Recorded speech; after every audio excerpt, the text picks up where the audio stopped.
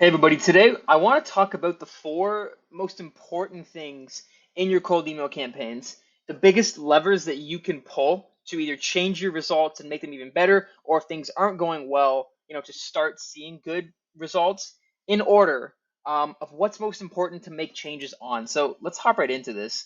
So there's a lot of steps that go into making a good cold outbound campaign, right? You need people to target.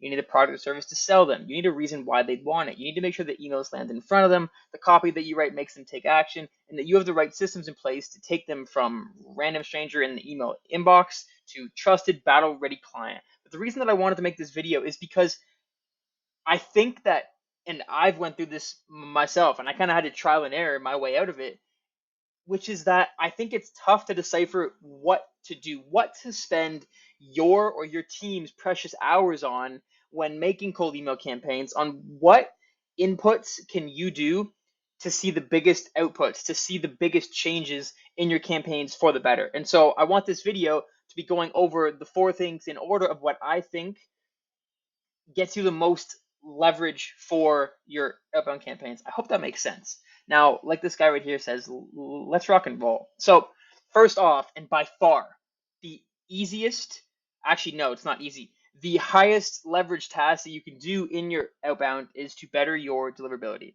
So, the answer for why deliverability is the most important of cold email and outbound is actually hilariously easy. So, picture this, okay? You spend hours inside of ChatGPT doing heavy research on a new market that you plan on targeting. You write countless different angles of copy, hitting their pain points one by one in every email that you write. You dig through databases like Apollo, ZoomInfo. You enrich your data in Clay. You use AI personalization to have triggers for a crazy campaign, and your email lands in spam. It never even sees the person it was supposed to, and so quite literally nothing else matters if your stuff is landing in spam, if it's not hitting the inbox, if it's not getting in front of the people that it's supposed to. So that's why, when you when I was making this and I was thinking about what's the easiest thing that you can do to really see a change in the results that you're getting from cold email and its deliverability 100% of the time, right? Especially with how the outbound world is right now, where it feels like every other week you have to jump back and forth between Outlook to Google to back again to make sure that your things stay on point. Deliverability is king right now, and it is for the near future. So this can be doing things like, doing spam checks, right? So I use mailreach.co. It's great. It tells you if your stuff's landing in the inbox for both Google and Outlook. It's awesome. Keeping best practices for campaigns, things like don't track opens, no links, plain text, HTML, text only. Keeping an ear out, you know what I mean?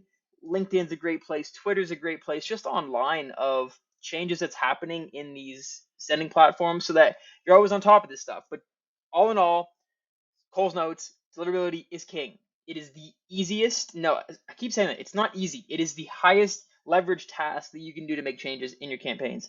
Let's move on to number two. So, number two is going to be your targeting and the building of your list, right? So, the rationale behind this is that what you're selling needs to be directly correlated to a problem that the market you're selling it to has, right? So, imagine trying to sell water to a fish, right? It probably wouldn't go very well, right?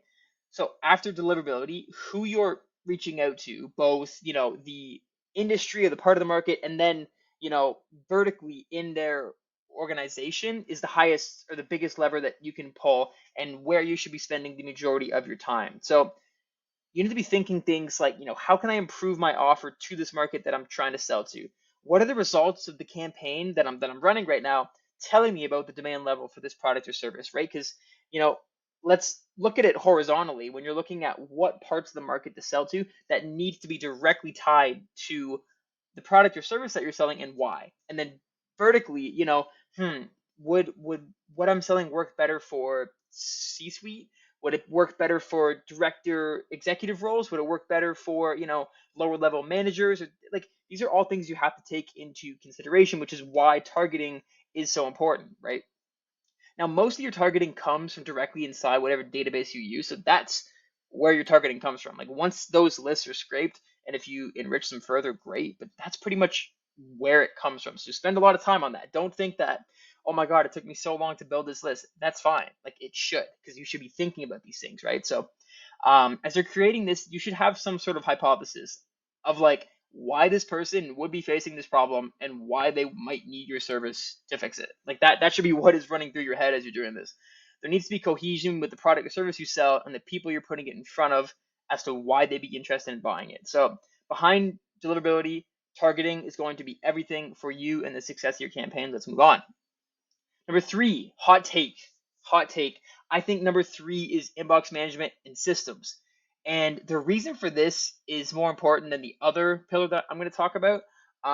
Is pretty simple. And it's literally just because people are busy, right? If you think what it takes on the back end for someone to create a cold email campaign that gets a positive response from a complete stranger from a random place in the world, it's pretty crazy, right? Like you have to have that hypothesis thing that I just talked about. Like you have to have that be correct, right? And so to take somebody, put an offer in front of them, get them to show interest, and then get them on the call, like that's a lot of things that you have to do correctly, right? The send it over or the yeah, I'd be interested that goes off in the prospect's mind is for such a short period of time simply because of how busy the average job is, right? So they might be thinking about your cool product or service for 5 minutes max before getting into what they were doing before, talking to their boss, talking to colleagues, meetings, whatever it is. So that's why the power of lightning speed responses trumps the majority of the things that you do in cold email. If you have deliverability dialed in, if you have targeting dialed in, speed to lead is going to be the biggest or the next biggest thing that you can pull. Trust me. Um, you just aren't going to have interest for that long from these prospects. So jump on it while you still have it. You should really be aiming for 5 minute max to reply to positive leads. I'm telling you, it doesn't get talked about as much as it should, but being extremely quick is one of the highest leverage things that you can pull. And last, but I guess it is kind of least, but it's also not kind of least, is offers and copy, right? So when it comes to cold email, a lot of people think copy and script should be number one, right? It's like, oh, it has to be the offer you're putting in front of people. And that might be true, but it's also not, right? So when you say to the leads, or sorry, what you say to the leads that you reach out to is completely pointless if it's not to the right audience or if it lands in their spam filter. So this kind of ties into the targeting idea where I was saying, how are you going to sell water to a fish, right? Because it just doesn't matter. If you're putting offers in front of people where it's not relevant to them, if it's not hitting right on something that they would need, it doesn't make sense as to why you would put time into it when there's other things more important than the copy that you're using, right? So the way that you present an offer and what that offer is in your email is the most important aspect of your copy. So one thing I kind of like to do is I'll try to put myself into the mind of my prospect, right? So I will answer questions like, why should I care about this? Why is this email for me specifically, right? Why not my colleague so and so who works in blank? What problem of mine does this solve? So you should be able to write extremely effective copy if you're answering, these questions right here. But it is at the bottom of the totem pole because if you have poor deliverability, if your targeting is not right, if you're really, really slow responding to people, you can write the best emails in the world and it won't matter. It's going to be in spam. It's going to be to the wrong person. Or if you're taking forever to reply to them, it just doesn't matter, right? So one thing that I'll pause the loom and then I'll jump over to what I was going to do. To hopefully explain this better, if you've ever taken microeconomics, it might be in macro as well, I think. I'm sorry, I'm a few years out. But I have these two graphs here, which I'm trying to explain the idea of why copy versus deliverability. So what I said was the most important thing that you can focus on in your cold email campaigns to get better results to the least important thing. Here's why, right? So in microeconomics, there's an idea of when demand or supply shifts, when there's more or less of demand or supply, the entire curve of it shifts. So if you improve your email deliverability by 10%, that's going to shift the entire curve of how many emails are landing in your prospect's inbox. Like that is an objective measure that is going to change if you do something to improve it by 10%, right? Now, if we look at copy and the scripts that you're writing, let's say you write scripts that are 10% better than the old scripts that you wrote.